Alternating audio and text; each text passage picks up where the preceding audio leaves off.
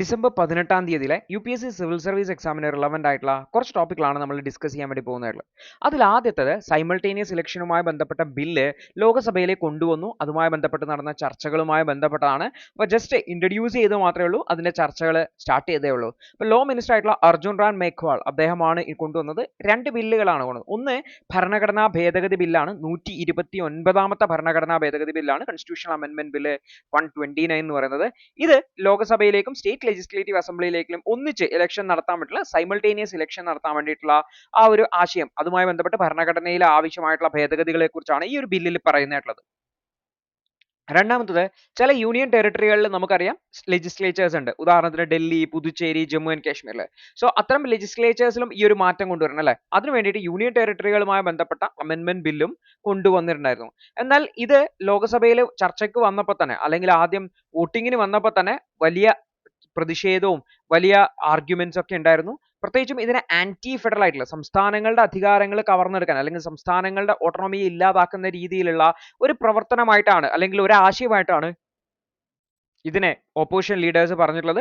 ഭരണഘടനയെ തന്നെ basic feature ആണ് ഫെഡറലിസം എന്ന് പറയുന്നത്. അപ്പോൾ അതിനെ വയലേറ്റ് ചെയ്യുന്ന രീതിയിലുള്ള ഒരു പ്രൊവിഷൻ ആണ് ഈ കൊണ്ടുവരാൻ വേണ്ടി ശ്രമിക്കുന്നത് എന്നുള്ളതാണ്. അപ്പോൾ നമുക്കറിയാം നമ്മുടെ ലോകസഭയിൽ ഒരു ബില്ല് കൊണ്ടുവരുമ്പോൾ അത് ആദ്യം വോട്ടിങ്ങിനിടും, ഇൻട്രൊഡ്യൂസ് ചെയ്യാൻ വേണ്ടിയിട്ട്. അപ്പോൾ 263 MP ഇത് ഇൻട്രൊഡ്യൂസ് ചെയ്യുന്നതിന് വേണ്ടിയിട്ട് അനുകൂലിച്ച് വോട്ട് ചെയ്തു, 198 MP ഓപ്പോസ് ചെയ്തു എന്നുകൂടി ഓർത്ത് വെക്കാം. അപ്പോൾ ഈ ഒരു ബില്ല് ഓപ്പോസിഷൻ ലീഡേഴ്സ് പറഞ്ഞു വെച്ചാൽ സംസ്ഥാനങ്ങളുടെ ഓട്ടോണോമിയെ, സ്വതന്ത്ര അധികാരത്തെ, അല്ലെങ്കിൽ സ്റ്റേറ്റ് ലെജിസ്ലേച്ചേഴ്സിന്റെ അധികാരത്തെ ഇല്ലാതാക്കുന്ന രീതിയിൽ നമ്മുടെ കോൺസ്റ്റിറ്റ്യൂഷണൽ സ്കീമിന്റെ, ഭരണഘടനയുടെ അന്തസ്സത്തക്ക് വിരുദ്ധമായിട്ടുള്ള ഒരു ബില്ലായിട്ടാണ് ഇതിനെ പറഞ്ഞിട്ടുള്ളത്. കൂടാതെ ഇലക്ഷൻ കമ്മീഷന് എക്സസീവ് ആയിട്ടുള്ള പവർ, അധിക അധികാരങ്ങൾ നൽകുന്നതിനെയും വളരെയധികം ക്രിട്ടിസൈസ് ചെയ്തിട്ടുണ്ട് എന്നുകൂടി ഓർത്തു വെക്കാം. ഈ ഒരു ബില്ല് നമുക്കറിയാം കോൺസ്റ്റിറ്റ്യൂഷണൽ അമെൻമെന്റ് ബില്ലാണ്, ഭരണഘടനാ ഭേദഗതി ബില്ലാണ്. ഭരണഘടനാ ഭേദഗതി ബില്ല് ഈ പാർലമെന്റിൽ പാസ്സാവണമെന്നുണ്ടെങ്കിൽ 2/3 മെജോറിറ്റി വേണം പാർലമെന്റിൽ. അപ്പോൾ ഓർത്തു വെക്കേണ്ട കാര്യം എന്ന് വെച്ചാൽ 307 MP സപ്പോർട്ട് വേണം നമ്മുടെ ലോകസഭയിൽ അത് പാസ്സാവണമെന്നുണ്ടെങ്കിൽ. പക്ഷേ ഇത് ഇൻട്രൊഡ്യൂസ് ചെയ്യാൻ തന്നെ വെറും 263 MP സപ്പോർട്ട് മാത്രമേ കിട്ടുള്ളൂ. മോസ്റ്റ് പ്രോബബ്ലി ഇത് പാസ്സാവാൻ സാധ്യത കുറവാണ് എന്ന് പറയാം. പക്ഷേ ചർച്ചകൾ നടക്കുന്നത്രേ. ഇതിൽ ഈ ഒരു ചർച്ചകൾ ഇനിയും തുടരും. വരും ദിവസങ്ങളിൽ വാർത്തകൾ വരും, നമ്മൾ ഡീറ്റെയിൽ ആയിട്ട് കവർ ചെയ്യുകയും ചെയ്യും. ഓർത്ത് വെക്കേണ്ട കാര്യം എന്ന് വെച്ചാൽ പുതിയ പാർലമെന്റ് ബിൽഡിംഗിൽ ഇലക്ട്രോണിക് വോട്ടിംഗ് സിസ്റ്റത്തിന്റെ ആദ്യത്തെ ഉപയോഗം ഈ ഒരു ഡിസ്കഷനിലാണ് ഉപയോഗിച്ചത് എന്നുള്ള കാര്യം കൂടി ഓർത്ത് വെക്കാൻ വേണ്ടിയിട്ട് ശ്രമിക്കാം. അടുത്തൊരു വാർത്ത, നമ്മുടെ രാജ്യത്തിന്റെ എക്സ്പോർട്ട് ഡാറ്റ, ഇമ്പോർട്ട് ഡാറ്റ നവംബറിൽ വന്നിട്ടുണ്ട്. എക്സ്പോർട്ടിൽ കുറച്ച് വിഷമകരമാണ്, ഇമ്പോർട്ടിലും വിഷമകരമാണ്. പ്രത്യേകിച്ചും ഇന്ത്യയുടെ ട്രേഡ് ഡെഫിസിറ്റ് എന്ന് പറയുന്നത് റെക്കോർഡ് ഹൈയിലേക്ക് എത്തി എന്ന് പറഞ്ഞിട്ടാണ് വാർത്ത വന്നിരിക്കുന്നതായിട്ടുള്ളത്. ഒക്ടോബർ മാസത്തിൽ നമ്മൾ കുറച്ച് പ്രതീക്ഷയോടെയാണ് നിന്നിട്ടുണ്ടായിരുന്നത്. കാരണം കഴിഞ്ഞ 28 മാസത്തിലെ ഏറ്റവും ഹയസ്റ്റ് ആയിട്ട് 17.2% എക്സ്പോർട്ട് ഗ്രോത്ത് ഉണ്ടായിരുന്നു. അപ്പോൾ നമ്മൾ പറഞ്ഞിരുന്നു നമ്മുടെ രാജ്യം എക്സ്പോർട്ടിന്റെ പാത്തിലേക്ക് തിരിയുകയാണ്, ആ ഒരു മാറ്റമായിരിക്കും ഒക്ടോബർ മാസത്തിൽ എന്നുള്ളത്. എന്നാൽ നവംബർ മാസത്തിലെ ഡാറ്റ വരുന്ന സമയത്ത് ഇത് നേരെ 18.1% കുറയുകയാണ് ചെയ്തത് ഒക്ടോബറിനെ കമ്പയർ ചെയ്യുന്ന സമയത്ത്. അതായത് കഴിഞ്ഞ 2 വർഷത്തെ ഏറ്റവും കുറഞ്ഞ $31.2 ബില്യൺ എന്ന് പറയുന്ന എമൗണ്ടിലേക്കാണ് ഇന്ത്യയുടെ നവംബർ മാസത്തിലെ എക്സ്പോർട്ട് വന്നിട്ടുള്ളത്. അതേസമയത്ത് ഇമ്പോർട്ട് ആണെങ്കിലോ റെക്കോർഡ് ഹൈ ആയിട്ട് 70 ബില്യൺ എന്ന രീതിയിലേക്ക് പോയി. അതായത് കഴിഞ്ഞ വർഷത്തെ നവംബറിനെ കമ്പയർ ചെയ്യുമ്പോൾ 27% വർധനവാണ് വരുന്നതായിട്ടുള്ളത്. അപ്പൊ ഇവ രണ്ടും തമ്മിലുള്ളതിനെയാണ് ട്രേഡ് ഡെഫിസിറ്റ് എന്ന് പറയുന്നത്. ഏകദേശം നമ്മൾ നോക്കിക്കഴിഞ്ഞാൽ $38 ബില്യൺ US ഡോളറിന്റെ ട്രേഡ് ഡെഫിസിറ്റ് നമുക്ക് കാണാൻ വേണ്ടി പറ്റും എന്ന് കൂടി ഓർത്ത് വെക്കേണ്ടതാണ്. അപ്പൊ ഇമ്പോർട്ട് ബില്ല് കഴിഞ്ഞ 4 മാസത്തിൽ വർദ്ധിക്കുന്ന കാണാൻ പറ്റും. ഗോൾഡ് ഇമ്പോർട്ടുകൾ 331%, ഏകദേശം 3.3 മടങ്ങ് ഗോൾഡ് ഇമ്പോർട്ട് ഉണ്ടായതായിട്ട് കാണാൻ പറ്റും. മൊത്തം ഇമ്പോർട്ടിന്റെ 17.9 ബില്യൺ US ഡോളറിന്റെ അടുത്ത് ഇമ്പോർട്ട് വന്നിട്ടുള്ളത് ഗോൾഡ് ആണ് എന്ന് കൂടി ഓർത്ത് വെക്കുക. അപ്പൊ ഈ ഗോൾഡ് ഇമ്പോർട്ട് സർജ് ചെയ്യാൻ കാരണം എന്ന് വെച്ചാൽ ഫെസ്റ്റീവ് ഡിമാൻഡുകളാണ്. ജെംസ് ആൻഡ് ജ്വല്ലറി എക്സ്പോർട്ടുകൾ അതേ സമയത്ത് ഡ്രോപ്പ് ചെയ്തിട്ടുണ്ടെന്ന് ഓർത്ത് വെക്കുക. പലപ്പോഴും നമ്മൾ പറയാറുള്ളത് ഇമ്പോർട്ട് ചെയ്യുന്നത് നമ്മൾ ചിലപ്പം റിഫൈൻ ചെയ്ത് എക്സ്പോർട്ട് ചെയ്യുമെന്നാണ്. പക്ഷെ അതിന്റെ എക്സ്പോർട്ട് സൈഡ് നോക്കിക്കഴിഞ്ഞാൽ അത് കുറഞ്ഞിട്ടുണ്ടെന്ന് കാണാൻ പറ്റും. അതായത് ഈ ഒരു ജേംസും ജ്വല്ലറി എല്ലാം തന്നെ നമ്മൾ ഇമ്പോർട്ട് ചെയ്തത് കൺസംഷൻ പർപ്പസിന് വേണ്ടിയിട്ടാണ് എന്നുള്ള കാര്യം ഓർത്ത് വെക്കുക. ഇമ്പോർട്ട് 30% വർദ്ധിച്ചത്. ഈ ഒരു മേഖലയിൽ മാത്രം 14.4 ബില്യൺ US ഡോളറിന്റെ ഡെഫിസിറ്റ് ഉണ്ടാക്കിയിട്ടുണ്ട് എന്നുള്ളതാണ്. അതായത് ഇന്ത്യയുടെ ട്രേഡ് ഡെഫിസിറ്റ് 37.8 ബില്യൺ US ഡോളറിലേക്കാണ് നവംബർ മാസത്തിൽ എത്തിയിട്ടുള്ളത്. ആദ്യമായിട്ടാണ് ഇത്രയും വലിയൊരു ട്രേഡ് ഡെഫിസിറ്റ് വാല്യൂയിലേക്ക് പോകുന്നതെന്നും കൂടി ഓർത്ത് വെക്കേണ്ടതാണ്. അപ്പോൾ പെട്രോളിയം എക്സ്പോർട്ട് പകുതിയായിട്ടുണ്ട്, അതേസമയത്ത് ഇമ്പോർട്ട് 8% വർദ്ധിക്കുകയും ചെയ്തിട്ടുണ്ട് എന്നുള്ള കാര്യം കൂടി ഓർത്ത് വെക്കുക. അപ്പോൾ ഇത് ഒരിക്കലും നല്ലൊരു വാർത്തയായിട്ട് പറയാൻ പറ്റില്ല. എക്കണോമിക്സ് പറയുന്നത് വെച്ചാൽ ഇമ്പോർട്ടുകൾ വർദ്ധിക്കുകയും അതേപോലെ തന്നെ എക്സ്പോർട്ടുകൾ ഡിക്ലൈനും ചെയ്യുന്നത് വലിയൊരു ഇഷ്യൂ ആണ് എന്നുള്ള രീതിയിൽ എക്കണോമിക്സ് പറയുന്നുണ്ട്. കാരണം ഇത് പസലിംഗ് സിറ്റുവേഷൻ ആയിട്ടാണ് കണക്കാക്കുന്നതായിട്ടുള്ളത്. അപ്പോൾ നമ്മൾ നോക്കേണ്ട കാര്യം എന്ന് വെച്ചാൽ ഇന്ത്യക്ക് റഷ്യൻ ഓയിൽ ചീപ്പായിട്ട് കിട്ടുന്നുണ്ട്, ഡൊമസ്റ്റിക് ഡിമാൻഡ് വർദ്ധിക്കുന്നുണ്ട്, അതൊക്കെ ഇതിന്റെ ഒരു ഭാഗമായിട്ട് നമുക്ക് കാണാം. അപ്പോൾ ഗവൺമെന്റ് ഇവിടെ കൃത്യമായിട്ട് ഇന്ത്യൻ എക്കണോമി ഗ്രോ ചെയ്യുവാണ്, ഫാസ്റ്റർ ആണ് എന്നൊക്കെ പറയുന്നുണ്ടെങ്കിലും ഇമ്പോർട്ട് എക്സ്പോർട്ട് മാർക്കറ്റിൽ നമ്മൾ അത് നെഗറ്റീവ് ആയിട്ടാണ് കാണുന്നതായിട്ടുള്ളത്. കൃത്യമായിട്ട് പോളിസി മേക്കേഴ്സ് നോൺ ഓയിൽ എക്സ്പോർട്ടിന്റെ മേലെ ഫോക്കസ് ചെയ്യേണ്ടതായിട്ടുണ്ട്. പ്രത്യേകിച്ചും ജ്വല്ലറിയുടെ മേലെയും മറ്റുമൊക്കെ ഉണ്ടാവുന്ന ഡെഫിസിറ്റിനെ കൃത്യമായിട്ട് അഡ്രസ്സ് ചെയ്തില്ല എങ്കിൽ നമ്മൾ ഒരു ക്രൈസിസിലേക്ക് പോകാനുള്ള സാധ്യതയുണ്ട് എന്നുകൂടി ഓർത്തു വെക്കേണ്ടതാണ്. അടുത്തൊരു വാർത്ത, ശ്രീലങ്കൻ പ്രസിഡന്റ് അധികാരമേറ്റ ഉടനെ തന്നെ ഫസ്റ്റ് ഇന്ത്യയിലേക്കാണ് വന്നിട്ടുള്ളത്. ഇതൊരു ട്രഡീഷൻ ആണ്. നോർമലി ശ്രീലങ്കൻ പ്രസിഡന്റ്മാർ അവർ ഏറ്റവും അടുത്ത രാജ്യം ഇന്ത്യയാണ്, ഇന്ത്യയിലേക്ക് വരാറുണ്ട്. ആ ഒരു ട്രഡീഷൻ അദ്ദേഹം കീപ്പ് ചെയ്തു. ഇന്ത്യയുമായി ബന്ധപ്പെട്ട് സഹകരിച്ച് മുന്നോട്ട് പോകുന്നതിനുള്ള ചർച്ചകൾ നടന്നു എന്നുള്ളതാണ്. അപ്പോൾ ശ്രീലങ്കൻ പ്രസിഡന്റ് അനുരകുമാര ദിസയങ്കെ അദ്ദേഹം ഇന്ത്യ വിസിറ്റ് ചെയ്തു. ഇതൊരു അദ്ദേഹത്തിന്റെ ആദ്യത്തെ ഓവർസീസ് ട്രിപ്പാണ്. ഇതൊരു നോർമൽ ട്രഡീഷൻ ആണ്. സാധാരണ ഇന്ത്യയിലേക്ക് തന്നെയാണ് പ്രസിഡന്റുമാർ വരാറുള്ളത്. അപ്പോൾ ഇന്ത്യയും ശ്രീലങ്കയും തമ്മിലുള്ള ബന്ധം മെച്ചപ്പെടുത്തുന്നതിന് വേണ്ടിയിട്ടും ശ്രീലങ്ക ഒരിക്കലും അവരുടെ രാജ്യത്ത് ഇന്ത്യക്കെതിരായിട്ടുള്ള പ്രവർത്തനങ്ങളെ അനുവദിക്കില്ല, ഇന്ത്യയുടെ സെക്യൂരിറ്റിയെ ബാധിക്കുന്ന രീതിയിലുള്ള ഒരു പ്രവർത്തനങ്ങളും അനുവദിക്കില്ല എന്നുള്ള രീതിയിൽ അദ്ദേഹം പറഞ്ഞിട്ടുണ്ടായിരുന്നു. അതുപോലെ തന്നെ അദ്ദേഹത്തിന്റെ പാർട്ടിക്ക് ചൈനയോട് അനുകൂലമായിട്ടുള്ള ഒരു ലീനിങ് ഉണ്ട് എന്നുള്ള രീതിയിൽ പറയാറുണ്ട്. പ്രത്യേകിച്ച് കമ്മ്യൂണിസ്റ്റ് ഐഡിയോളജി ഉള്ള പാർട്ടിയാണെന്ന് പറയാറുണ്ട്. അതുകൊണ്ട് തന്നെ ആ ഒരു കാഴ്ചപ്പാടൊന്നും ഇല്ലാതെ അദ്ദേഹം ആ ഒരു രീതിയിലൊന്നും അല്ലാതെ അദ്ദേഹം ഇന്ത്യക്ക് അനുകൂലമായിട്ട് പറഞ്ഞിട്ടുണ്ടായിരുന്നു. ഇന്ത്യ പ്രധാനമായിട്ടും ഈ ഒരു ചൈനീസ് ഷിപ്പുകൾ ശ്രീലങ്കയിൽ ഫ്രീക്വന്റ് ആയിട്ട് വരുന്നതുമായി ബന്ധപ്പെട്ട സെക്യൂരിറ്റി കൺസേൺസ് പറഞ്ഞിട്ടുണ്ടായിരുന്നു. അതിന്റെ ക്ലിയറൻസ് കൊടുക്കുന്നതാണ്. പ്രത്യേകിച്ചും ഒരു വർഷത്തെ മൊറട്ടോറിയം, ഫോറിൻ റിസർച്ച് വെസൽസിനുള്ള ഒരു വർഷത്തെ മൊറട്ടോറിയം അടുത്ത മാസം എൻഡ് ചെയ്യുകയാണ്. അപ്പോൾ ശ്രീലങ്ക ഈ ഒരു വിഷയത്തിലും ഇടപെടാമെന്ന് പറഞ്ഞിട്ടുണ്ട്. കൂടാതെ പല മേഖലകളിലും പരസ്പരം സഹകരിക്കുന്നതിന് വേണ്ടിയിട്ട് ശ്രീലങ്കയിൽ അഗ്രികൾച്ചർ, ഡിജിറ്റൽ എക്കണോമി തുടങ്ങിയുള്ള മേഖലയിൽ ഇന്ത്യ സപ്പോർട്ട് ചെയ്യാന്ന് പറഞ്ഞിട്ടുണ്ട്. അതുപോലെ തന്നെ അഗ്രികൾച്ചറിന് വേണ്ടിയിട്ട് ഒരു ജോയിന്റ് വർക്കിംഗ് ഗ്രൂപ്പ് എസ്റ്റാബ്ലിഷ് ചെയ്യുന്നതിനെ കുറിച്ചും പറഞ്ഞിട്ടുണ്ട്. ഇത് കൂടാതെ എക്കണോമിക് അതുപോലെ തന്നെ ടെക്നോളജിക്കൽ കോപ്പറേഷൻ എഗ്രിമെന്റ് വരുന്നതിനെ കുറിച്ചും അതുമായി ബന്ധപ്പെട്ടുള്ള നെഗോഷിയേഷൻസ് നടക്കുന്നുണ്ട്. അതുമായി ബന്ധപ്പെട്ടുള്ള ഔട്ട്കംസും വരാൻ വേണ്ടി പോകുന്നുണ്ട്. കൂടാതെ രണ്ട് രാജ്യങ്ങളും തമ്മിലുള്ള ഫിഷറീസ് ഡിസ്പ്യൂട്ടുകൾ ഉണ്ട്, നമ്മൾ ഇടയ്ക്കിടയ്ക്ക് ചർച്ച ചെയ്യാറുണ്ട്, മത്സ്യത്തൊഴിലാളികളുമായി ബന്ധപ്പെട്ട പ്രശ്നം. ഇതുമായി ബന്ധപ്പെട്ടുള്ള മീറ്റിംഗ്സുകളും മറ്റുമൊക്കെ നടത്തുമെന്ന് പറഞ്ഞിട്ടുണ്ട്.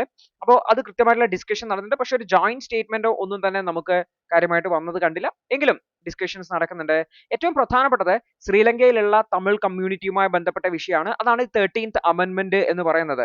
അപ്പൊ ഇത് പ്രത്യേകിച്ചും ശ്രീലങ്കയുടെ പ്രൊവിൻഷ്യൽ കൗൺസിലുകൾക്ക് ഓട്ടോണമി നൽകുന്നതാണ്. അപ്പൊ അത്തരം സാഹചര്യത്തിൽ ഈ തമിഴ് കമ്മ്യൂണിറ്റിക്ക് കൃത്യമായിട്ടുള്ള അധികാരത്തിലേക്ക് കിട്ടും. പക്ഷേ ഇത് ജോയിന്റ് സ്റ്റേറ്റ്മെന്റിൽ മെൻഷൻ ചെയ്തിട്ടില്ല. ഇന്ത്യയെ പ്രത്യേകിച്ചും ആ ഒരു വിഷയത്തിൽ അധികം ഫോക്കസ് ചെയ്യാതിരിക്കുന്നത് നമുക്ക് ഇതിലെ കാണാൻ വേണ്ടി പറ്റും. ഇപ്പൊ ദിസയങ്കെ അദ്ദേഹം വളരെ സ്ട്രോങ് ആയിട്ടുള്ള ഒരു പൊളിറ്റിക്കൽ സപ്പോർട്ട് ഉണ്ട്. അദ്ദേഹത്തിന് പാർലമെന്ററി ഇലക്ഷനിൽ വലിയ വിജയമാണ് കിട്ടിയിട്ടുള്ളത്. അതുകൊണ്ട് തന്നെ ശ്രീലങ്ക ഇന്ത്യ ബന്ധത്തിൽ പുതിയൊരു മാറ്റം നമുക്ക് പ്രതീക്ഷിക്കാവുന്നതാണ്. അദ്ദേഹം ഇന്ത്യ സന്ദർശിച്ചത് രണ്ട് രാജ്യങ്ങളും തമ്മിലുള്ള സഹകരണം മെച്ചപ്പെട്ട് മുന്നോട്ട് പോകുന്നതിന് വേണ്ടിയിട്ടും ആ ബൈലാറ്ററൽ ടൈസ് കീപ്പ് ചെയ്യുന്നതിന്റെയും ഒരു ഒരു തുടക്കമായിട്ട് നമുക്ക് കാണാൻ വേണ്ടി പറ്റും എന്ന് കൂടി ഓർത്തു വെക്കാം. അടുത്തൊരു വാർത്ത, ആർട്ടിഫിഷ്യൽ ഇന്റലിജൻസുമായി ബന്ധപ്പെട്ട മേഖലയിൽ ഇന്ത്യയുടെ അൺറെഗുലേറ്റഡ് ആയിട്ടുള്ള സർവൈലൻസ് അതുമായി ബന്ധപ്പെട്ട കൺസേൺസിനെ കുറിച്ചാണ്. അപ്പോൾ ഓർത്ത് വെക്കേണ്ട കാര്യം എന്ന് വെച്ച് കഴിഞ്ഞാൽ നമ്മൾ ഇന്ത്യയിൽ ഈ ഒരു ആർട്ടിഫിഷ്യൽ ഇന്റലിജൻസ് പല രീതിയിലും ഉപയോഗിക്കുന്നുണ്ട്. പക്ഷെ അതെല്ലാം റൈറ്റ് ടു പ്രൈവസിയുടെ വയലേഷൻ എന്ന രീതിയിലാണ് ഓതർ ഹൈലൈറ്റ് ചെയ്യുന്നതായിട്ടുള്ളത്. ഇതിന്റെ കാരണം എന്ന് വെച്ചാൽ Indian government artificial intelligence powered ആയിട്ടുള്ള facial recognisation and surveillance systems 50ഓളം ആർട്ടിഫിഷ്യൽ ഇന്റലിജൻസ് സാറ്റലൈറ്റ്സ് ഉപയോഗിച്ചുകൊണ്ട് നടത്തുന്നതിന് വേണ്ടിയിട്ടുള്ള പ്ലാനുകൾ നടത്തിയിട്ടുണ്ടായിരുന്നു. ഈ ഒരു സിസ്റ്റംസ് ഒരു ഡ്രാഗ്നെറ്റ് സർവൈലൻസ് എന്ന രീതിയിലാണ് വിളിക്കുന്നത്. പേഴ്സണൽ ഡാറ്റ ഇൻഡിസ്ക്രിമിനേറ്റ്ലി കളക്ട് ചെയ്യുകയും, അതായത് സിറ്റിസൺസ് എല്ലാവരും സസ്പെക്റ്റുകളിൽ നിന്നോ കുറ്റവാളികളിൽ നിന്നോ ഒന്നുമല്ല, എല്ലാവരുടെയും ഡാറ്റ കളക്ട് ചെയ്യും. അത് ഉപയോഗിച്ചുകൊണ്ട് ആൾക്കാരെ ഐഡന്റിഫൈ ചെയ്യും മറ്റുമൊക്കെ ചെയ്യാവുന്നത്. അപ്പൊ ഇത് പ്രത്യേകിച്ചും നമ്മുടെ രാജ്യത്തിന്റെ സെക്യൂരിറ്റി നീഡിന് വേണ്ടിയിട്ടാണ് ഇത് ചെയ്യുന്നതെന്ന് പറഞ്ഞെങ്കിലും ഒരു വ്യക്തിയുടെ പ്രൈവസിയുടെ മേലെയുള്ള കടന്നുകയറ്റമായിട്ട് നമുക്കിതിനെ കാണാവുന്നതാണെന്ന് ഓർത്തു വെക്കാം. ഇന്ത്യൻ ഭരണഘടനയിൽ ആർട്ടിക്കിൾ 21 എന്ന് പറയുന്നത് നമ്മളുടെ ഫ്രീഡമും നമുക്ക് ഫ്രീഡം നൽകുകയാണ്, ഫ്രീഡം ഓഫ് ലൈഫ്, ലിബർട്ടി എന്നൊക്കെ പറയാൻ വേണ്ടി ഫ്രീഡം ഓഫ് ലൈഫ് നൽകുകയാണ്. ഇത് നമ്മുടെ ഏറ്റവും ഫണ്ടമെന്റൽ ആയിട്ടുള്ള റൈറ്റ് ടു പ്രൈവസിയും നൽകുന്നുണ്ട്. അപ്പോൾ ആർട്ടിഫിഷ്യൽ ഇന്റലിജൻസിൽ നിന്നും നമ്മുടെ ഇമേജ് അല്ലെങ്കിൽ നമ്മുടെ ഡാറ്റ അവർ കളക്ട് ചെയ്യുന്ന അല്ലെങ്കിൽ അതിനെ ഉപയോഗിക്കുന്നത് നമ്മുടെ പ്രൈവസിയുടെ വയലേഷൻ ആണെങ്കിൽ ആർട്ടിക്കിൾ 21 പ്രകാരം വയലേഷൻ ആയിട്ട് കാണാൻ പറ്റും. ആർട്ടിക്കിൾ 21ന്റെ കീഴിൽ റൈറ്റ് ടു പ്രൈവസി ഒരു ഫണ്ടമെന്റൽ റൈറ്റ് ആണെന്ന് പറഞ്ഞത് KS പുട്ടസ്വാമി ജഡ്ജ്മെന്റിലാണ് 2017. ഓർത്തു വെക്കുക, ആർട്ടിക്കിൾ 21 റൈറ്റ് ടു പ്രൈവസി ഏത് ആർട്ടിക്കിളിന്റെ കീഴിലാണെന്നുള്ളത് UPSC 3, 4, 5 പ്രാവശ്യം ചോദിച്ചിട്ടുണ്ട്. വീണ്ടും ചോദിക്കാൻ സാധ്യതയുള്ള ചോദ്യമാണ്. സോ ഈ ഒരു ഭാഗം കൃത്യമായിട്ട് മനസ്സിലാക്കാൻ വേണ്ടിയിട്ട് ശ്രമിക്കുക. ഇനി നമ്മുടെ രാജ്യത്ത് ഈ ഒരു പേഴ്സണൽ ഡാറ്റയൊക്കെ പ്രൊട്ടക്ട് ചെയ്യാൻ വേണ്ടിയിട്ട് digital personal data protection act എന്ന് പറഞ്ഞിട്ട് ഒരു ആക്ട് തന്നെ പാസ്സാക്കിയിട്ടുണ്ട്. പക്ഷെ അതിലെ കുറെ പ്രൊവിഷൻസ് ഇത്തരത്തിലുള്ള മിസ്യൂസിന് വേണ്ടിയിട്ടുള്ള സാഹചര്യം ഒരുക്കുന്നുണ്ട് എന്നാണ് ഓതർ പറയുന്നത്. ഉദാഹരണത്തിന് അതിൽ സെക്ഷൻ 7G എന്ന് പറയുന്നത് ഗവൺമെന്റിനെ മെഡിക്കൽ എമർജൻസി കേസിൽ പേഴ്സണൽ ഡാറ്റ നമ്മുടെ കൺസെന്റ് ഇല്ലാതെ ഉപയോഗിക്കാൻ പറ്റും എന്നാണ് പറയുന്നത്. ഉദാഹരണത്തിന് COVID-19 പോലൊരു എപ്പിഡമിക് വരികയാണ്. അപ്പോൾ ആ ഒരു സമയത്ത് ആൾക്കാരെ ഐഡന്റിഫൈ ചെയ്യാനും മറ്റും ഒക്കെ ആയിട്ട് എന്ത് ചെയ്യാൻ വേണ്ടി വരും, നമ്മുടെ കൺസെന്റ് ഇല്ലാതെ നമ്മുടെ പേഴ്സണൽ ഡാറ്റ ഗവൺമെന്റിന് യൂസ് ചെയ്യാം എന്ന് പറയുന്നുണ്ട്. സെക്ഷൻ 7I ഗവൺമെന്റിന് ഇൻ കേസ് എംപ്ലോയ്മെന്റ് റിലേറ്റഡ് ആയിട്ടുള്ള വിഷയങ്ങളിൽ നമ്മുടെ പേഴ്സണൽ ഡാറ്റ എടുത്ത് പ്രോസസ് ചെയ്യാമെന്ന് പറഞ്ഞാൽ അതിനും എന്ത് വേണ്ട, നമ്മുടെ കൺസെന്റ് ഒന്നും വേണ്ട, ഗവൺമെന്റിന് ഒരു ലാർജസ്റ്റ് എംപ്ലോയർ എന്ന നിലയിൽ ആ ഡാറ്റ യൂസ് ചെയ്യാൻ പറ്റും എന്നുള്ളത് ഒരു കൺസേൺ ആയിട്ട് കരുതുന്നുണ്ട്.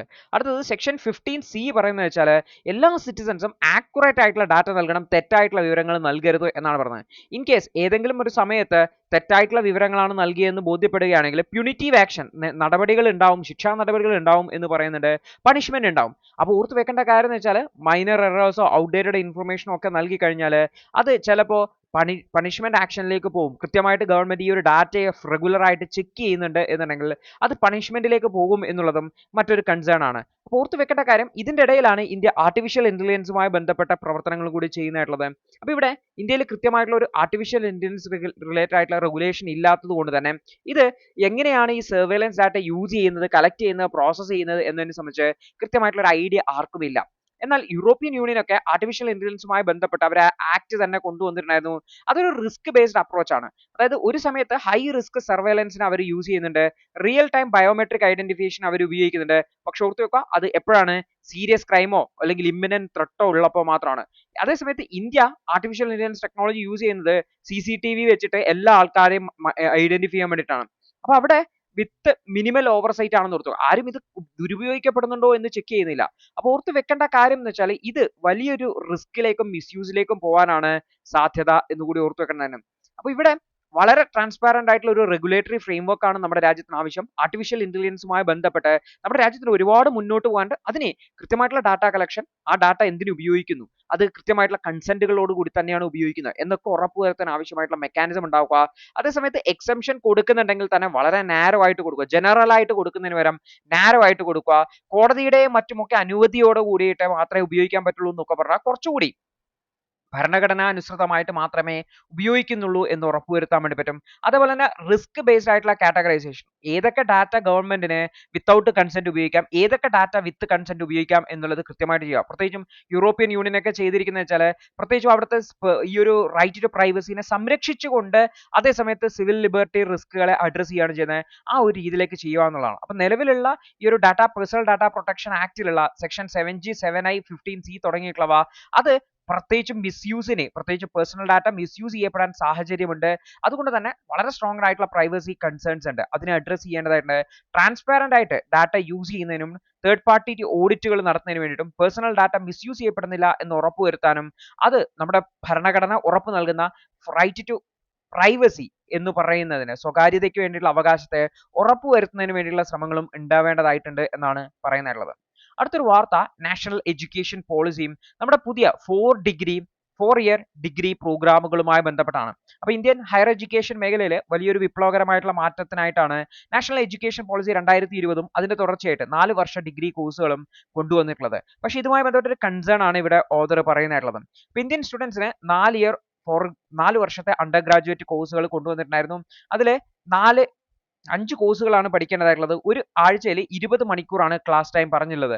യൂറോപ്യൻ യൂണിയനിലും US ഒക്കെ 4 വിഷയങ്ങൾ മാത്രമേ പഠിക്കാനുള്ളൂ.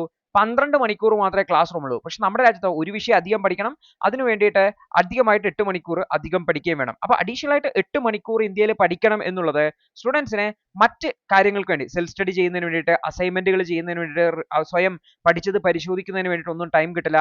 അതായത് അവർ വെറുതെ റോട്ട് ലേണിംഗിലേക്ക് പോകും. അതായത് ഇതെങ്ങനെയെങ്കിലും പഠിച്ച് പാസ്സായി പോവുക എന്ന രീതിയിലേക്ക് പോകും. മറിച്ച് ഡീപ്പർ ലേണിങ്ങിനോ ക്രിട്ടിക്കൽ തിങ്കിങ്ങിനോ വേണ്ടിയിട്ട് ശ്രമിക്കില്ല എന്നാണ് പറയുന്നത്. അപ്പോൾ ക്ലാസ് റൂം അവേഴ്സ് വർദ്ധിപ്പിക്കുന്നതെന്ന് വെച്ചാൽ ജസ്റ്റ് ആ കുട്ടികൾക്ക് പറഞ്ഞു കൊടുക്കുന്ന കാര്യങ്ങൾ പഠിച്ചെടുക്കുക എന്ന രീതിയിലേക്ക് മാത്രം വിദ്യാഭ്യാസ സമ്പ്രദായത്തെ കൊണ്ടുപോകും. അതായത് പ്രത്യേകിച്ചും ഈ ഒരു എക്സാംസിന്റെ മേലെ ഫോക്കസ് ചെയ്തിട്ട് പഠിക്കുന്ന രീതിയിലേക്ക് പോകും. ഇത് ഒരു റോട്ട് ലേണിംഗ് സിസ്റ്റത്തിലേക്ക്, മാർക്കിന് വേണ്ടി പഠിക്കുന്ന രീതിയിലേക്ക് പോകും. അതായത് ടീച്ചർ പറഞ്ഞു കൊടുക്കുന്ന കാര്യങ്ങളെ പഠിച്ച് അത് വെച്ച് പരീക്ഷ എഴുതുന്ന രീതിയിലേക്കും, അല്ലാതെ ആക്റ്റീവായിട്ട് എൻഗേജ് ചെയ്യുന്നതിന് വേണ്ടിയിട്ടോ അവരുടെ പഠനം റിഫ്ലക്ട് ചെയ്യാൻ വേണ്ടിയിട്ടോ ഉപയോഗിക്കില്ല എന്നുള്ളതാണ്. അപ്പോൾ NEP-യുടെ ഒരു പ്രത്യേകത എന്ന് വെച്ചാൽ കണ്ടിന്യൂസ് അസസ്മെന്റ് ആണ്. തുടർച്ചയായി അസസ് ചെയ്തുകൊണ്ടേയിരിക്കും. ഈ ഒരു ആശയത്തെയും ഡയല്യൂട്ട് ചെയ്യപ്പെടും.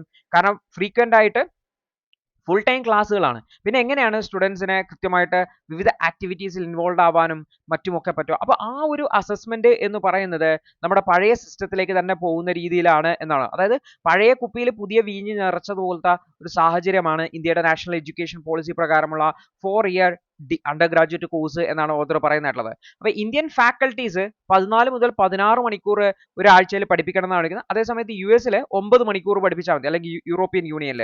അപ്പോൾ നമ്മൾ ആ ഒരു ഗ്ലോബൽ ലെവൽ എഡ്യൂക്കേഷൻ സിസ്റ്റം കൊണ്ടുവരാൻ വേണ്ടി നമ്മുടെ ആ ഒരു കടുംപിടുത്തം നമ്മൾ വിടുന്നില്ല എന്നുള്ളതാണ് ഇവിടുത്തെ ഒരു പ്രശ്നമായിട്ടുള്ളത്. അപ്പോൾ ടീച്ചർമാരുടെ മേലെ ഹെവി ലോഡ് വരുമ്പോൾ അവർ റിസർച്ചിന് കുറച്ച് സമയം ചിലവഴിക്കുള്ളൂ, അവർ കോഴ്സ് ഡെവലപ്മെന്റിന് കൂടുതൽ ശ്രദ്ധിക്കില്ല, ക്രോസ് ഡിസിപ്ലിനറി കൊളാബറേഷൻ അവർ ശ്രദ്ധിക്കില്ല.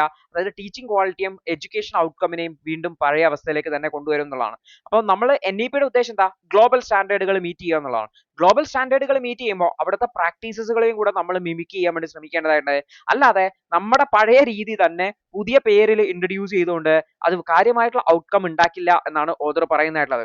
അതുകൊണ്ട് തന്നെ സെൽഫ് ഡയറക്റ്റഡ് ആയിട്ടുള്ള ലേണിംഗിന് ഇമ്പോർട്ടൻസ് കൊടുക്കുക. ക്രിട്ടിക്കൽ തിങ്കിന്, സ്വയം ചിന്തിച്ച് ഉത്തരങ്ങൾ കണ്ടുപിടിക്കുന്നതിന് വേണ്ടിയിട്ടും മറ്റുമൊക്കെയുള്ള ശ്രമങ്ങളെ സപ്പോർട്ട് ചെയ്യുക. അതായത് ടീച്ചിങ് ലോഡിനെയും അക്കാദമിക് ഫ്രീഡത്തിനെയും ബാലൻസ് ചെയ്യേണ്ടതായിട്ട് ഫാക്കൽറ്റീസിനെ കരിക്കുലം ഡെവലപ്പ് ചെയ്യുന്നതിന് വേണ്ടിയിട്ടും കൂടുതൽ പുതിയ കാര്യങ്ങളെ അപ്ഡേറ്റ് ചെയ്യുന്നതിന് വേണ്ടിയിട്ടും അത് സ്റ്റുഡൻസിലേക്ക് എത്തിക്കുന്നതിന് വേണ്ടിയുള്ള ടൈം കൊടുക്കേണ്ടതായിട്ട് അസസ്മെന്റ് സ്ട്രക്ചേഴ്സിൽ മാറ്റം വരുത്തേണ്ടതായിട്ട്. അപ്പോൾ നമ്മുടെ ഉദ്ദേശം ലേണിംഗ് ഔട്ട്കം മെച്ചപ്പെടുത്തുക, സ്കിൽഡ് ആയിട്ടുള്ള ക്വാളിറ്റി ഉള്ള സ്റ്റുഡൻസിനെ ഉണ്ടാക്കുക എന്നുള്ളതാണ്. അപ്പൊ അതിനു വേണ്ടിയിട്ടുള്ള ശ്രമങ്ങളാണ് ഹയർ എഡ്യൂക്കേഷൻ സിസ്റ്റത്തിൽ വേണ്ടത്. അല്ലാതെ പഴയ പാത്രത്തിൽ പുതിയ വീഞ്ഞ് നിറച്ചതുകൊണ്ട് ഇന്ത്യൻ എഡ്യൂക്കേഷൻ സിസ്റ്റത്തിന്റെ ഔട്ട്കം മാറില്ല എന്നുള്ള കാര്യം ഓർത്തു വയ്ക്കേണ്ടതായിട്ടുണ്ട്. അടുത്തൊരു വാർത്ത യൂണിവേഴ്സൽ ഹെൽത്ത് കവറേജ് എന്ന് പറയുന്ന ഒരു ആശയത്തെ സംബന്ധിച്ചാണ്. അപ്പോൾ എന്താണ് യൂണിവേഴ്സൽ ഹെൽത്ത് കവറേജ്? എല്ലാ ആൾക്കാർക്കും ആരോഗ്യ സംരക്ഷണം കിട്ടുക എന്നുള്ളതാണ്. അപ്പോൾ ഇന്ത്യയിൽ യൂണിവേഴ്സൽ ഹെൽത്ത് കവറേജുമായി ബന്ധപ്പെട്ട ചർച്ചകൾ നടക്കുന്നുണ്ട്. പക്ഷേ ഇത് വളരെ കോംപ്ലക്സ് ആയിട്ടുള്ള ഒരു വിഷയമാണെന്നാണ് ഓഥർ പറയുന്നത്. അപ്പോൾ എന്താണ് ഓഥർ ഇങ്ങനെ അനലൈസ് ചെയ്ത് പറയുന്നത് നോക്കാം. നമ്മുടെ രാജ്യത്തിന്റെ ഡൈവേഴ്സിറ്റിയാണ് ഓഥർ ഇവിടെ ഹൈലൈറ്റ് ചെയ്യുന്നതായിട്ടുള്ളത്. ഇന്ത്യയുടെ ഹെൽത്ത് കെയർ സിസ്റ്റം എന്ന് വെച്ചാൽ വളരെ വാരീഡ് ആണ്. വ്യത്യസ്ത റീജിയൻസിന് യുണീക്ക് ആയിട്ടുള്ള ചാലഞ്ചസും സ്ട്രെങ്ത്തും ഉണ്ടെന്നാണ് ഓഥർ പറയുന്നതായിട്ടുള്ളത്.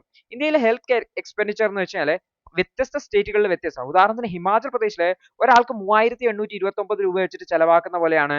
അതേസമയത്ത് ബീഹാറിൽ ഇത് 701 രൂപ മാത്രമാണ്. അതേസമയത്ത് വെസ്റ്റ് ബംഗാളിൽ തന്നെ നോക്കിക്കഴിഞ്ഞാൽ അവിടെ ഒരു വളരെ ഡിഫറെന്റ് ആയിട്ടുള്ള ഹെൽത്ത് ചാലഞ്ചസ് ഉണ്ട്. ഒന്ന്, ഹൈ ടീനേജ് പ്രഗ്നൻസി റേറ്റ് ആണ് വെസ്റ്റ് ബംഗാളിലെങ്കിൽ അവിടുത്തെ ഫെർട്ടിലിറ്റി റേറ്റ് വളരെ കുറവാണ് എന്നുള്ള കാര്യം കൂടി ഓർത്തു വെക്കേണ്ടതായിട്ട്. അപ്പോൾ ഇത്തരത്തിലുള്ള യൂണിവേഴ്സൽ ഹെൽത്ത് കവറേജ് നോക്കുമ്പോൾ ഇന്ത്യയിലെ ഓരോ സംസ്ഥാനങ്ങൾ എടുത്തു കഴിഞ്ഞാലും വ്യത്യസ്തമായിട്ടുള്ള സാഹചര്യമാണ്. അപ്പോൾ കുറച്ച് ഉദാഹരണങ്ങളിലൂടെയാണ് ഓഥർ ഇത് സ്ഥാപിക്കുന്നതായിട്ടുള്ളത്. വെസ്റ്റ് ബംഗാളിൽ നോക്കിക്കഴിഞ്ഞാൽ അവിടുത്തെ ലോവർ ഹെൽത്ത് സ്പെൻഡിംഗ് എന്ന് വെച്ച് കഴിഞ്ഞാൽ 1346 രൂപയാണ് ഒരാൾക്ക് വേണ്ടിയിട്ട് ഹെൽത്തിൽ സ്പെൻഡ് ചെയ്യുന്നതായിട്ടുള്ളത്. അതായത് യൂണിവേഴ്സൽ ഹെൽത്ത് കവറേജ് ടാർഗറ്റ് എന്ന് പറയുന്നത് ഒരാൾക്ക് 2205 രൂപ എന്നുള്ളതാണ്. അതിനേക്കാൾ കുറവാണ് വെസ്റ്റ് ബംഗാൾ സ്പെൻഡ് ചെയ്യുന്നതായിട്ടുള്ളത്. എന്നാൽ അവിടെ നമ്മുടെ രാജ്യത്ത് ഈ ഒരു ഹെൽത്ത് എക്സ്പെൻഡിച്ചർ വർദ്ധിക്കുന്നുണ്ട്. ഉദാഹരണത്തിന് വെസ്റ്റ് ബംഗാളിൽ 11% വർദ്ധിക്കുന്നുണ്ട്. അതേസമയത്ത് ഔട്ട് ഓഫ് പോക്കറ്റ് എക്സ്പെൻഡിച്ചറും വർദ്ധിക്കുന്നുണ്ട് എന്നുള്ള കാര്യം ഓർത്തു വെക്കുക. അതായത് ഗവൺമെന്റ് ഫണ്ട് വർദ്ധിപ്പിക്കുന്നുണ്ട്. ഗവൺമെന്റ് 11% ഹെൽത്തിന് ഫണ്ട് വർദ്ധിപ്പിച്ചിട്ടുണ്ട്. പക്ഷെ ആൾക്കാരുടെ കയ്യിൽ നിന്ന് പൈസ പോകുന്നതിനും ഒരു കുറവില്ല.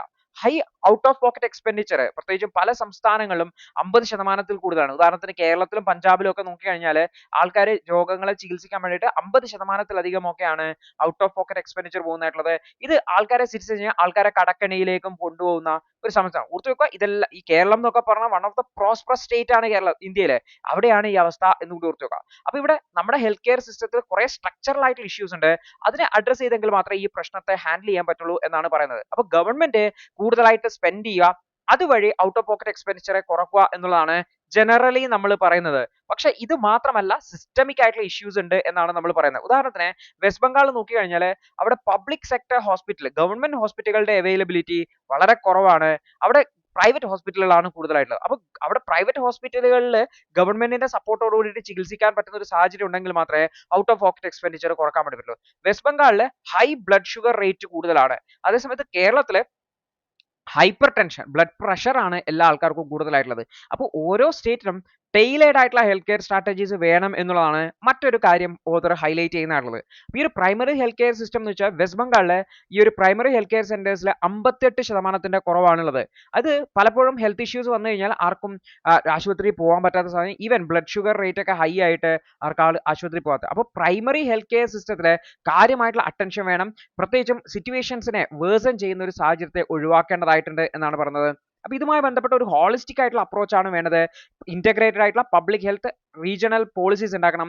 ക്ലൈമറ്റ് റെസിലിയൻസ് അനുസരിച്ചുള്ള അല്ലെങ്കിൽ കാലാവസ്ഥക്ക് അനുസരിച്ചുകൊണ്ടുള്ള മാറ്റങ്ങൾ കൊണ്ടുവരണം. പ്രൈമറി ഹെൽത്ത് കെയർ സെക്ടർ അത് റോബസ്റ്റ് ആക്കി മാറ്റണം. ഇക്വിറ്റബിൾ ആയിട്ടുള്ള എല്ലാവർക്കും ഹെൽത്ത് കെയർ കിട്ടുന്നുണ്ട്, ഹെൽത്ത് കെയർ സംരക്ഷണം കിട്ടുന്നുണ്ട് എന്ന് ഉറപ്പുവരുത്തിക്കൊണ്ട് മുന്നോട്ട് പോകണം എന്നാണ് പറയുന്നത്. അടുത്തൊരു വാർത്ത എന്ന് പറയുന്നത് ലോകത്തിന്റെ കടത്തെക്കുറിച്ചാണ്. ലോകത്തിലെ ഏറ്റവും കൂടുതൽ കടം കൊടുക്കുന്ന ആളായിട്ട് ചൈന മാറി എന്നുള്ള വാർത്തയാണ് വരുന്നതായിട്ടുള്ളത്. ചൈനയുടെ ഈ ഒരു പ്രോസസ്സിനെ ഡെപ്റ്റ് ട്രാപ്പ് ഡിപ്ലോമസി എന്നാണ് പറയുന്നത്. ഈ വാക്ക് ഓർത്തു വെക്കുക. ഡെപ്റ്റ് ട്രാപ്പ് ഡിപ്ലോമസി എപ്പോഴും പറയുമ്പോൾ ചൈനയുടെ പേര് ഓർമ്മ വരണം. ഓക്കെ, അപ്പൊ നമുക്ക് നോക്കാം എന്താണ് ഈ ഒരു ഡെപ്റ്റ് ട്രാപ്പ് ഡിപ്ലോമസി, ചൈന എങ്ങനെയാണ് ഈ ഒരു ഡെപ്റ്റ് ട്രാപ്പ് ഡിപ്ലോമസി ഉറപ്പുവരുത്തുന്നത് നോക്കാം. അപ്പൊ 2023 അവസാനം ആവുമ്പോഴത്തേക്കും ചൈന ലോകത്തിലെ എക്സ്റ്റേണൽ ഡെപ്റ്റ് കൊടുക്കുന്നതിൽ ഏറ്റവും കൂടുതൽ എക്സ്റ്റേണൽ ഡെപ്റ്റ് കൊടുത്തിട്ടുള്ള രാജ്യമായിട്ട് മാറിയിട്ടുണ്ട്. ലോകത്തിന്റെ മൊത്തം കടത്തിന്റെ 25% കടം കൊടുത്തിരിക്കുന്നത് ചൈനയാണ് എന്നുകൂടി ഓർത്തു വെക്കേണ്ടതാണ്. 2000 അതായത് 24 വർഷങ്ങൾക്ക് മുന്നേ ചൈനയുടെ അളവ് വളരെ വളരെ കുറവായിരുന്നു. ഉദാഹരണത്തിന് നമ്മൾ നോക്കിക്കഴിഞ്ഞാൽ ചൈനയുടെ എക്സ്റ്റേണൽ ലെൻഡിങ് എന്ന് പറയുന്നത് അവരുടെ എക്കണോമിയിൽ ഉണ്ടായിട്ടുള്ള വലിയ ഗ്രോത്തും അതുപോലെ തന്നെ അവരുടെ കമ്പനികൾ ഗ്രോത്തിന് വേണ്ടി രാജ്യങ്ങളുടെ പുറത്തേക്കും പോകുന്നതിന്റെ ഭാഗമായിട്ടാണ്.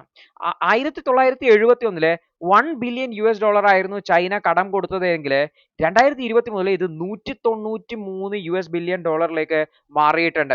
അപ്പൊ ഈ ഒരു ബൈലാറ്ററൽ ഡെപ്റ്റ് എന്ന് വെച്ചാൽ 2003 1% മാത്രമായിരുന്നു. ലോകത്തിന്റെ മൊത്തം കടത്തിന്റെ 1% മാത്രമാണ് ചൈന കൊടുത്തിരുന്നെങ്കിൽ 2023 വരുമ്പോൾ ഇത് 26% മാറിയിട്ടുണ്ട്. അതേസമയത്ത് ചൈന ഇങ്ങനെ കടം കൊടുക്കുമ്പോൾ വേറെ ആരെങ്കിലും കൊടുത്തിരുന്ന കടം കുറയണ്ടേ? അതാരാ? US ആണ്. 1971 36% കടം US ആണ് കൊടുത്തിരുന്നെങ്കിൽ ഇന്ന് 2023 അവസാനം വരുമ്പോഴത്തേക്ക് 4% മാത്രമാണ് US കടം കൊടുക്കുന്നതെന്ന് കൂടി ഓർത്ത് വെക്കേണ്ടത്. ഇപ്പൊ 2023 ചൈനയാണ് ലാർജസ്റ്റ് ആയിട്ട് കടം കൊടുത്ത ആൾ, ക്രെഡിറ്റർ ആയിട്ടുള്ള ആളെങ്കിൽ കടം വാങ്ങിയ സെക്കൻഡ് ജപ്പാനും നെതർലാൻഡാണെന്ന് ഓർത്തുക. ഈ കടം വാങ്ങുന്ന രാജ്യങ്ങളിൽ പാകിസ്ഥാൻ ഉൾപ്പെടെയുള്ള രാജ്യങ്ങളാണ് വലിയ മുമ്പിലായിട്ടുള്ളത്. ചൈനയുടെ ഏറ്റവും കൂടുതൽ കടം വാങ്ങിയിട്ടുള്ളത് പാകിസ്ഥാൻ തന്നെയാണ്. പാകിസ്ഥാന് $22 ബില്യൺ ആണ് ചൈനയുടെ അടുക്കുന്ന കടം വാങ്ങിയിട്ടുള്ളത്. പാകിസ്ഥാന്റെ മൊത്തം കടത്തിന്റെ 60% ചൈനക്കാണ്. അതായത് പാകിസ്ഥാന് മൊത്തം കടമുള്ളതിന്റെ 60% ചൈനക്കാണ് കൊടുക്കുക. പാകിസ്ഥാൻ ചൈനയുടെ ഡെപ്റ്റ് ട്രാപ്പിൽ പെട്ടിട്ടുണ്ട്. ഇനി പല രാജ്യങ്ങൾക്കും ചൈനയോട് വലിയ കടമുണ്ട്. ഉദാഹരണത്തിന് ലാവോസ് എന്ന് പറയും. ഇതെല്ലാം തന്നെ വളരെയധികം ഫൈനാൻഷ്യൽ ക്രൈസിസിലുള്ള എക്കണോമിക് ഡിഫിക്കൽട്ടീസ് ഉള്ള രാജ്യങ്ങളാണ് ഓർത്തുക. അവരുടെ 75% ഡെപ്റ്റ് ചൈനക്കാണ്. അവരുടെ സിറ്റുവേഷൻ വളരെയധികം വേഴ്സൺ ചെയ്തിട്ടുണ്ടെന്ന് ഓർത്തുക. ആഫ്രിക്കൻ രാജ്യങ്ങളായിട്ടുള്ള അങ്കോള അവരുടെ 58% കടം ചൈനയോടാണ്. ഡെമോക്രാറ്റിക് റിപ്പബ്ലിക് ഓഫ് കോങ്കോ 88% കടം ചൈനയോടാണ് എന്ന് കൂടി ഓർത്തുക. ഇതെല്ലാം ചൈനയോട് ഹെവിലി ഡെപ്റ്റഡ് ആണ് എന്ന് പറഞ്ഞതിന്റെ അർത്ഥം എന്ന് വെച്ചാൽ ഇവിടുത്തെ ആ രാജ്യങ്ങളിലെ പ്രധാനപ്പെട്ട റിസോഴ്സുകളെല്ലാം തന്നെ മെല്ലെ മെല്ലെ ചൈനയുടെ നിയന്ത്രണത്തിലേക്ക് വരുന്ന രീതിയിലാണ്. ഒരു പുതിയ രീതിയിലുള്ള കൊളോണിയലിസം ആണ് എന്ന് പറയാൻ പറ്റും. ഉദാഹരണത്തിന് ഈ ഒരു രാജ്യങ്ങളിലൊക്കെയുള്ള കൊബാൾട്ട് മൈനുകൾ മിക്കവാറും ചൈനീസ് കമ്പനികളുടെ നിയന്ത്രണത്തിലാണെന്ന് ഓർത്തുക. ശ്രീലങ്കയും ഇതേപോലെ ചൈനയിൽ ഡെപ്റ്റ് ഉണ്ടായിരുന്നു. ഏകദേശം $8 ബില്യൺ ആണ്. അവരുടെ മൊത്തം കടത്തിന്റെ 50% ചൈനയോടാണ് കടപ്പെട്ടുള്ളത്. ഇവർ ഫൈനാൻഷ്യൽ ട്രബിൾസിൽ പെട്ടിട്ടുണ്ടായിരുന്നു. 2017 ശ്രീലങ്കയുടെ ഹമ്പൻതോട്ട എന്ന് പറയുന്ന പോർട്ടിന്റെ നിയന്ത്രണാധികാരം ചൈനയുടെ കയ്യിലേക്ക് പോയിട്ടുള്ള കാര്യം ഓർത്തു വയ്ക്കേണ്ടതായിട്ടുണ്ട്. അപ്പൊ ഇത്തരത്തിൽ ചൈനയെ കടം കൊടുത്തുകൊണ്ട് ഒരു ഡെപ്റ്റ് ട്രാപ്പ് ആ രാജ്യത്തെ ഡിപ്പെൻഡ് ചെയ്യിപ്പിക്കുന്ന സാഹചര്യം ഉണ്ടാക്കുകയാണ് ചെയ്യുന്നത് എന്നുള്ള കാര്യം ഓർത്തു വെക്കുക. വിവിധ രാജ്യങ്ങൾക്ക് കടം കൊടുത്തിട്ട് ആ രാജ്യങ്ങളെ സാമ്പത്തികമായിട്ട് ചൈനയോട് ഒരു ബാധ്യതയുള്ള രാജ്യങ്ങളാക്കി മാറ്റുകയും അതുവഴി അവിടുത്തെ റിസോഴ്സുകൾ ഹാച്ച് ചെയ്യാൻ വേണ്ടി ശ്രമിക്കുകയാണ് ചൈന ശ്രമിക്കുന്നതായിട്ടുള്ളത്. ഇതാണ് ചൈനയുടെ ഡെപ്റ്റ് ട്രാപ്പ് പോളിസി എന്ന് പറയുന്നതായിട്ടുള്ളത്. ഇതിന് ഉദാഹരണമാണ് ശ്രീലങ്ക ഹമ്പൻതോട്ട പോർട്ട് പോയി, അതുപോലെ തന്നെ ഡെമോക്രാറ്റിക് റിപ്പബ്ലിക് ഓഫ് കോങ്കോയിലെയും മറ്റുമൊക്കെ കൊബാൾട്ട് മൈനുകൾ പോയിട്ടുണ്ട് ചൈനീസ് കമ്പനികൾക്ക്. അതുപോലെ തന്നെ പാകിസ്ഥാനിലും ഒക്കെ ഇത്തരത്തിലുള്ള ഇഷ്യൂസ് ഉണ്ട്. ഇതാണ് ചൈനയുടെ ഡെപ്റ്റ് ട്രാപ്പ് പോളിസി എന്ന് പറയുന്നതും കൂടി ഓർത്തു വെക്കേണ്ടതായിട്ട്. അടുത്തൊരു വാർത്ത എന്ന് പറയുന്നതായിട്ടുള്ളത് ഈ ഒരു കമ്മിറ്റി MSP ഒരു ലീഗലി അല്ലെങ്കിൽ ഒരു സ്റ്റാറ്റ്യൂട്ടറി ബാക്കിംഗ് നടത്തുന്നതുമായി ബന്ധപ്പെട്ട് ഒരു കമ്മിറ്റിയെ കൺസ്റ്റിറ്റ്യൂട്ട് ചെയ്തിട്ടുണ്ടായിരുന്നു. അപ്പോൾ ഈ ഒരു വിഷയത്തിൽ കമ്മിറ്റിയുടെ റിപ്പോർട്ടുകൾ വന്നിട്ടുണ്ട്. കമ്മിറ്റിയുടെ റിപ്പോർട്ട് പ്രകാരം ഈ ഒരു MSPക്ക് സ്റ്റാറ്റ്യൂട്ടറി ബാക്കിംഗ് നടത്താം എന്നാണ് പറഞ്ഞിട്ടുള്ളത്. ഒരു സ്റ്റാൻഡിംഗ് കമ്മിറ്റി ഓൺ അഗ്രികൾച്ചർ, അത് ചരൺജിത് സിംഗ് ചാനി നേതൃത്വത്തിലാണ് ഒരു കമ്മിറ്റിയെ വെച്ചിട്ടുണ്ടായിരുന്നത്. ഈ ഒരു MSPക്ക് ലീഗലി ഗ്യാരണ്ടീഡ് ആയിട്ട്, അതായത് നിയമപരമായിട്ട് സ്റ്റാറ്റ്യൂട്ടറി ബാക്കിംഗ് നൽകണോ വേണ്ടയോ എന്നുള്ളത് സംബന്ധിച്ചാണ് ചർച്ച. കാരണം കർഷകരുടെ ഭാഗത്ത് വലിയ സമരമാണ് ഇതുമായി ബന്ധപ്പെട്ടുണ്ടായിരുന്നത്. ഈ ഒരു പാനൽ MSP ഒരു സ്റ്റാറ്റ്യൂട്ടറി ബാക്കിംഗ് നടത്താം എന്നാണ് പറഞ്ഞത്. അതുവഴി ഫാമേഴ്സ് സൂയിസൈഡ് കുറക്കാൻ പറ്റും, റൂറൽ എക്കണോമിക് ഗ്രോത്ത് ഉണ്ടാക്കാൻ പറ്റും എന്നാണ് പറഞ്ഞത്. കൂടാതെ PM കിസാൻ സ്കീമിന്റെ ഭാഗമായിട്ട് നിലവിൽ ഒരു വർഷം 6000 രൂപ കൊടുക്കുന്നത് അത് 12000 രൂപയായിട്ട് വർദ്ധിപ്പിക്കണം എന്നും അവർ ആവശ്യപ്പെട്ടിട്ടുണ്ട് എന്നുകൂടി ഓർത്തു വെക്കുന്നതാണ്. അപ്പോൾ ഈ ഒരു റിപ്പോർട്ടിൽ MSP ലീഗൽ ബാക്കിംഗ് നൽകാം എന്നാണ് പറഞ്ഞത്. അതുവഴി കർഷകരുടെ വരുമാനം വർദ്ധിപ്പിക്കാൻ വേണ്ടി പറ്റും, അഗ്രികൾച്ചറൽ ഇൻവെസ്റ്റ്മെന്റ് വർദ്ധിപ്പിക്കാൻ വേണ്ടി പറ്റും, ലോങ് ടേം ഫുഡ് സെക്യൂരിറ്റി ഉറപ്പുവരുത്താൻ പറ്റും എന്നാണ് പറഞ്ഞത്. ഈ ഒരു ലീഗൽ MSP കർഷകരെ മാർക്കറ്റ് ഫ്ലക്ച്വേഷനിൽ നിന്ന് പ്രൊട്ടക്ട് ചെയ്യും, അതുപോലെ തന്നെ അവരുടെ കടബാധ്യത കുറക്കാൻ സഹായിക്കും, അതുപോലെ തന്നെ മെന്റൽ ഹെൽത്തും മറ്റുമൊക്കെ ഇംപ്രൂവ് ചെയ്യുന്ന വഴി അവരുടെ ഫൈനാൻഷ്യൽ സ്റ്റെബിലിറ്റി ഉൾപ്പെടെ മെച്ചപ്പെടുത്തുന്നതിന് സഹായിക്കും എന്നാണ് പറഞ്ഞിട്ടുള്ളത്. അപ്പോൾ MSP എന്ന് പറഞ്ഞു കഴിഞ്ഞാൽ മിനിമം സപ്പോർട്ട് പ്രൈസ് ആണ്. അതായത് സാധനങ്ങളുടെ വിലയ്ക്ക് ചില ഐറ്റങ്ങൾ, ഓർത്തുക എല്ലാ ഐറ്റങ്ങൾക്കും MSP ഇല്ല, ചില ഐറ്റങ്ങൾക്ക് മാത്രമാണ് 22 ക്രോപ്പുകൾക്കാണ്. അപ്പോൾ ഈ ഒരു 22 ക്രോപ്പുകൾക്ക് ഗവൺമെന്റ് ഒരു വില പ്രഖ്യാപിക്കും. അപ്പോൾ മാർക്കറ്റിൽ അതിനേക്കാൾ കുറവാണ് മാർക്കറ്റിലെ വിലയെങ്കിൽ ഗവൺമെന്റ് ആ ഒരു വിലക്ക് എടുക്കും. അതായത് മാർക്കറ്റിൽ ഗവൺമെന്റ് ഒരു ഇന്റർവെൻഷൻ സ്കീമാണ്. പ്രത്യേകിച്ചും പെട്ടെന്ന് സാധനങ്ങളുടെ വില കുറയുന്ന സമയത്ത് കർഷകരെ വിറ്റ് ഒഴിവാക്കേണ്ട സാഹചര്യം ഉണ്ടാവും, അത് വലിയ നഷ്ടത്തിൽ പോലും വിൽക്കേണ്ട സാഹചര്യം ഉണ്ടാവും. അതിനെ ഒഴിവാക്കുന്നതിന് വേണ്ടിയിട്ടാണ് MSP കൊണ്ടുവന്നിട്ടുള്ളത്. അപ്പോൾ ഇത് പ്രൊഡ്യൂസേഴ്സിനെ, ഫാമേഴ്സിനെ പ്രൊട്ടക്ട് ചെയ്യുക എന്നുള്ള ഉദ്ദേശമാണ്. പ്രത്യേകിച്ചും ഡിസ്ട്രസ് സെയിൽ ഉണ്ടാവുക. ഉദാഹരണത്തിന് നമ്മുടെ രാജ്യത്ത് എങ്ങനെയാണെന്ന് വെച്ചാൽ ഈ ഒരു മൺസൂൺ ഡിപ്പെൻഡഡ് ആണ് അഗ്രികൾച്ചർ, അല്ലെങ്കിൽ ക്ലൈമറ്റ് ഡിപ്പെൻഡഡ് ആണെന്ന് പറയാം. അപ്പോൾ പ്രൊഡക്ഷൻ നടക്കുമ്പോൾ എല്ലാം കൂടെ ഒന്നിച്ചായിരിക്കും ഉണ്ടാവുക, ഇല്ലാത്തപ്പോൾ ഒന്നും ഉണ്ടാവില്ല. അപ്പൊ എന്താ പ്രശ്നം എന്ന് വെച്ചാൽ എല്ലാം കൂടെ ഒന്നിച്ചു വരുമ്പോൾ സപ്ലൈ വളരെ കൂടുതലാണല്ലോ.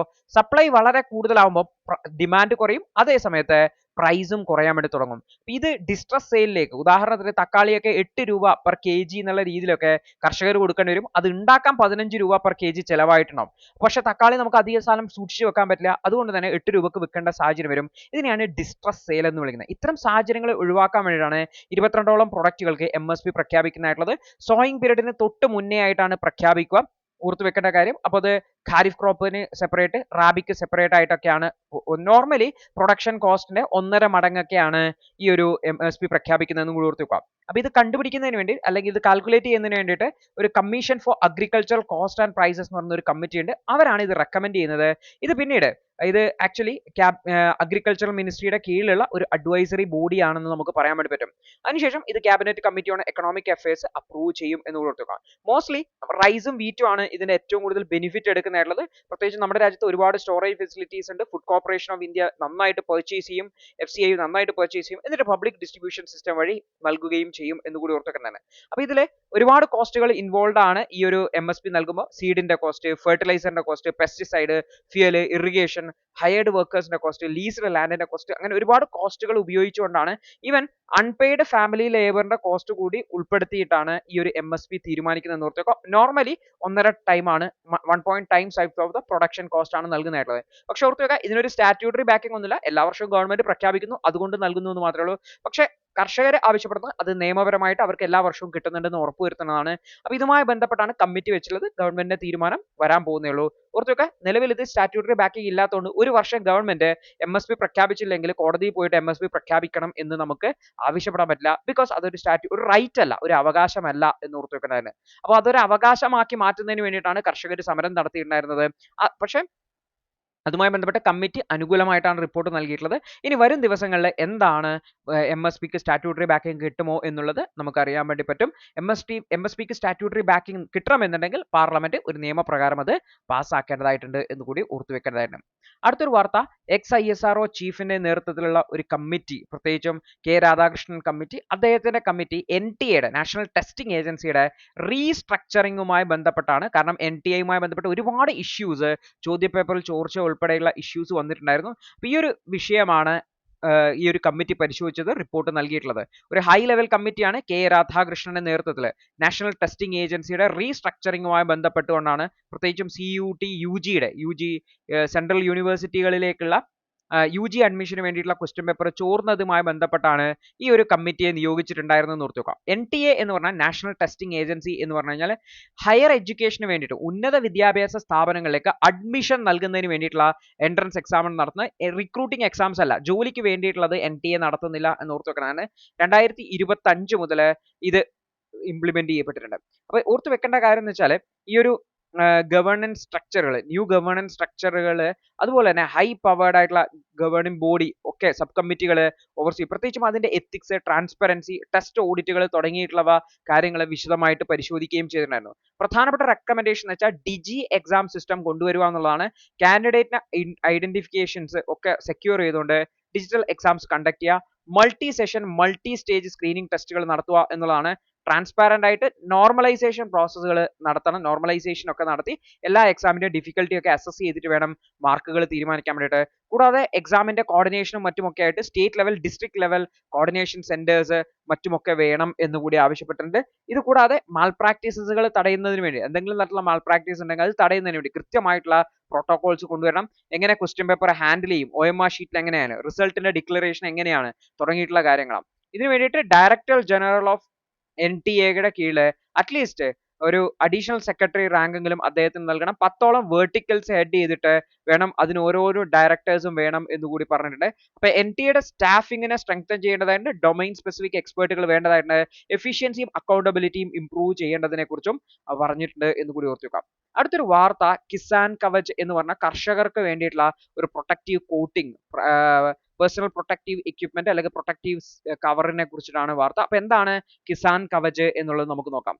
അപ്പോൾ doctor Jitendra Singh, union home minister of science and technology ആണ് കിസാൻ കവച് എന്ന് പറഞ്ഞാൽ കർഷകർക്ക് വേണ്ടിയിട്ടുള്ള ആന്റി പെസ്റ്റിസൈഡ് ബോഡി സ്യൂട്ട്. ഇന്ത്യയിലെ ആദ്യത്തേതാണ്, ഇൻഡിജിനസ് ആയിട്ട് ബിൽഡ് ചെയ്തത്, ഇൻട്രൊഡ്യൂസ് ചെയ്ത്. ഇതാണ് ബോഡി സ്യൂട്ട്. അതായത് നമ്മുടെ ഈ ഒരു ചെടികൾക്കും മറ്റുമൊക്കെ പെസ്റ്റിസൈഡ്, കീടനാശിനികൾ തളിക്കുന്ന അല്ലെങ്കിൽ കളനാശിനികളൊക്കെ തളിക്കുന്ന സമയത്ത് അത് വിഷാംശം ഉള്ളതാണെങ്കിൽ കർഷകരും ആരോഗ്യ പ്രശ്നങ്ങൾ ഉണ്ടാവാൻ സാധ്യതയുണ്ട്. അത് ഒഴിവാക്കാൻ വേണ്ടിയാണ് ആന്റി പെസ്റ്റിസൈഡ് സ്യൂട്ടുകൾ ഉപയോഗിക്കുന്നതായിട്ടുള്ളത്. അപ്പോൾ ഇത് ലേബേഴ്സിനെയും മറ്റുമൊക്കെ ഹാംഫുൾ ആയിട്ടുള്ള പെസ്റ്റിസൈഡിന് സംരക്ഷണം നൽകുന്നുള്ളതാണ്. അപ്പോൾ ഇത് ബ്രിക് ഇൻസ്റ്റം ബാംഗ്ലൂർ എന്ന് പറയുന്ന സ്ഥാപനം സെപ്പിയോ ഹെൽത്ത് പ്രൈവറ്റ് ലിമിറ്റഡുമായിട്ട് സഹകരിച്ച് ഡിപ്പാർട്ട്മെന്റ് ഓഫ് ബയോടെക്നോളജിയുടെ സഹകരണത്തോടുകൂടിയാണ് ക്രിയേറ്റ് ചെയ്തിട്ടുള്ളത്.